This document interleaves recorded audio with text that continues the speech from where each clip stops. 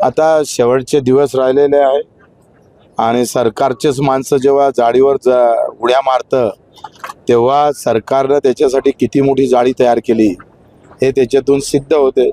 सरकारचाच आमदार जर जाळीवर उडी मारत असेल आणि आता दुसऱ्याला आमच्या आरक्षणात घुसू नका असं सांगत असेल तर तुम्हाला माहीत असेल ही जागतिक पॉलिसी आहे का देश गरीब ठेवण्यासाठी दोन कारणं महत्त्वाची असतात, एक धार्मिक लढाई आणि जातीची लढाई।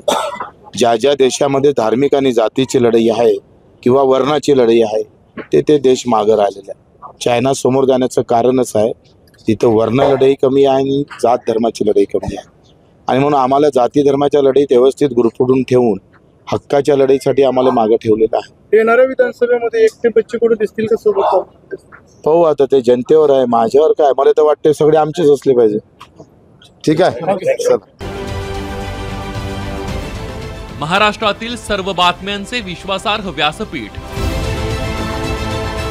सकाळच्या सर्व सोशल मीडिया प्लॅटफॉर्मला लाईक, फॉलो आणि सबस्क्राईब करा।